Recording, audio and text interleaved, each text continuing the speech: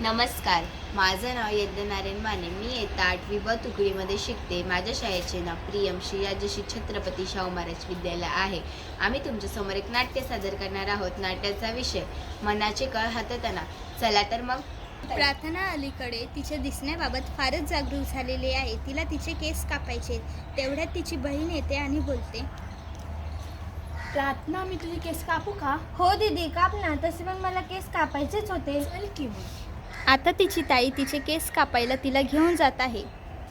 प्रार्थना, चल मी तुझे केस कापते. बस इथं. बघ मी केस कापते.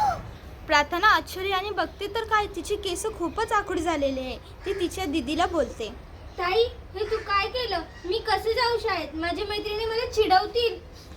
अगं प्रार्थना बागेत रडत आहेत. तेवढ्यातच तिची मैत्रीण यज्ञा तिथून येते.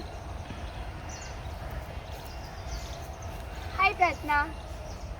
अगं तू रडत का आहेस? अरे तुझे केस काय झाले? वाव. अगं नाही, तू खूप सुंदर दिसत आहे. असं काय नसतं केस वगैरे कापणं. तुझं जर मन चांगलं असेल तर केसाशी काय संबंध? लोक तुझ्याकडे बघतील का तुझ्या केसाकडे बघतील? केसामध्ये काय सौंदर्य नाही, मनामध्ये सौंदर्य असलं आहे. त्याच्यामुळे तू रडू नको. हे घे, डोळे पुस.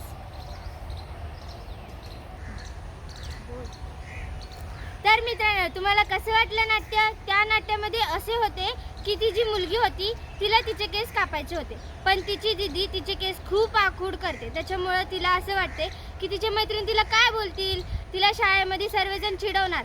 पण आपल्याला याच्यावरती न लक्ष देता आपल्याला बाहेरच्या सौंदर्यापेक्षा आपलं मनातलं सौंदर्य कसं आहे हे जाणून घेणं आवश्यक आहे. धन्यवाद. हो, हे शक्य आहे.